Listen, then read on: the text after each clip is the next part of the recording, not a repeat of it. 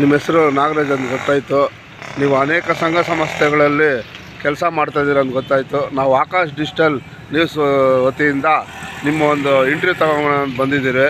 ನೀವು ನಿಮ್ಮ ಹೆಸರು, ನಿಮ್ಮ ಊರು, ನಿಮ್ಮ ಸಂಸ್ಥೆ, ನೀವು ಏನು ಕೆಲಸ ಮಾಡ್ತಾಯಿದ್ದೀರಿ ಸ್ವಲ್ಪ ವಿವರ ಹೇಳಿದೆ ಸರ್. ನಮಸ್ತೆ, ನನ್ನ ಹೆಸರು ನಾಗರಾಜ್ ಅಂತ. ನಮ್ಮದು ಬಂಗಾರಪೇಟೆ ಹತ್ರ ಕಾರ್ಮಂಗಲ ಅಂತ ಒಂದು ವಿಲೇಜ್ ಇದೆ. ಆ ವಿಲೇಜ್ನಲ್ಲಿ 2000 ನಿಮ್ಮ ತಂದೆ ತಾಯಿ ಹೆಸರು? ಮೊದಲನೇದಾಗಿ ನಮ್ಮ ತಂದೆ ಹೆಸರು ಮುನ್ಸವಪ್ಪ ಅಂತ, ತಾಯಿ ಪಾಪಮ್ಮ ಅಂತ. ಚಿಕ್ಕಂದಿನಿಂದ ಸರ್ಕಾರಿ ಶಾಲೆಯಲ್ಲಿ ಓದಿಸಿ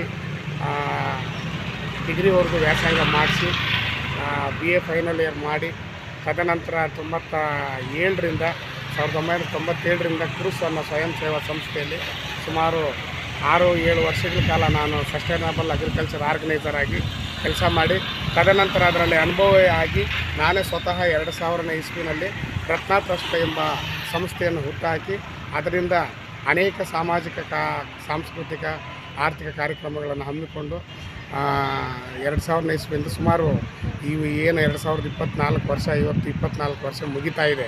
ಇದುವರೆಗೂ ನಾವು ಸರ್ಕಾರದ ಯೋಜನೆಗಳನ್ನು ಕೈಗೆತ್ತಿಕೊಂಡು ಸುವರ್ಣ ಗ್ರಾಮೋದಯ ಯೋಜನೆ ಇರ್ಬೋದು, ಬ್ಯಾನಿಡಾ ಯೋಜನೆ ಇರ್ಬೋದು, ಅದನ್ನು ಜಲಾನಯನ ಯೋಜನೆ ಇರ್ಬೋದು, ಈ ರೀತಿ ಎಲ್ಲ ಇಲಾಖೆಗಳಿಂದಲೂ ಸಹ ಅನೇಕ ಕಾರ್ಯಕ್ರಮಗಳನ್ನು ಕೋಲಾರ ಜಿಲ್ಲೆಯಾದ್ಯಂತ ಮತ್ತು ಹಾಸನ, ಮಂಡ್ಯ, ಈ ರೀತಿ ಎಲ್ಲ ಜಿಲ್ಲೆಗಳಲ್ಲೂ ನಮ್ಮ ಸಂಸ್ಥೆ ಸೇವೆ ಸಲ್ಲಿಸಿ ಈಗ ಒಂದು ಸಾಕ್ಷರತಾ ಕಾರ್ಯಕ್ರಮವನ್ನು ಮುಕ್ತಾಯ ಹಂತದಲ್ಲಿದ್ದೀವಿ. ಈ ನಿಟ್ಟಿನಲ್ಲಿ ಸಂಸ್ಥೆಯು ಸುಮಾರು 6 ಜನ ಸಿಬ್ಬಂದಿ ವರ್ಗದವನ್ನು ಹೊಂದಿದ್ದು, ಈಗ ಅವರಿಗೆ ಸಕಾಲಕ್ಕೆ ಅವರಿಗೆ ಉದ್ಯೋಗವನ್ನು ನೀಡುತ್ತಾ ಪ್ರಾರಂಭಿಕ ಹಂತದಲ್ಲಿಂದನೂ ನಾವೇನು ಹೆಚ್ಚಾಗಿ ಗುರುತಿಸ್ಕೊಳ್ತಿದ್ರು ಸಮಾಜ ಸೇವೆಯಲ್ಲಿ ಅಂತಲೂ ಸದಾ 24 ಗಂಟೆಗಳ ಕಾಲ ನಮ್ಮ ಸಂಸ್ಥೆ ತೊಡಗಿರ್ತದೆ. ನಿಮಗೆ ಈ ರೀತಿ ಮಾಡಬೇಕಂತ ಆಸಕ್ತಿ ಯಾವ ರೀತಿ ಬಂತು ಸರ್? ನಮಗೆ ಪ್ರೇರಣೆ ಯಾರು? ಸರ್, ನಮಗೆ ಪ್ರೇರಣೆ ಬಂದು ಪ್ರೇಮಾನಂದ್ ಸಾರ್ ಅಂತ ಆನಂದಗಿರಿ ಹತ್ರ ಕ್ರೂಸ್ ಸಂಸ್ಥೆ ಇದೆ. ನಂತರ ನೀವು ಸೇವೆ ಸಲ್ಲಿಸುವಂಥವ್ರಾಗಿರಬೇಕು ಅಂತ ಹೇಳಿದ್ರು ಸರ್. ಅದು ಯಾಕಂದರೆ ನೀವು ಮನಸ್ಸು ಮಾಡಿದರೆ ಎಲ್ಲೋ ಸರ್ಕಾರಿ ಕೆಲಸಕ್ಕೆ ಹೋಗಿ ಇನ್ನೂ ಇದು ಮಾಡ್ಬೋದಾಗಿತ್ತಲ್ಲ ಅಂತ. ಹೌದು ಸರ್, ಯಾಕಂತಂದರೆ ಇವತ್ತು ದೇಶದಲ್ಲಿ ಎಲ್ರಿಗೂ ಗೊತ್ತಿದ್ದಂಗೆ ಉದ್ಯೋಗಿಗಳೇ ಹೆಚ್ಚಾದರೆ ಕಷ್ಟ ಆಗುತ್ತೆ. ಯಾಕಂತಂದರೆ ಅಷ್ಟು ಒಂದು ಸೀಮಿತ ಅಂತಿರುತ್ತೆ ಯಾವುದಕ್ಕಾದ್ರೂ.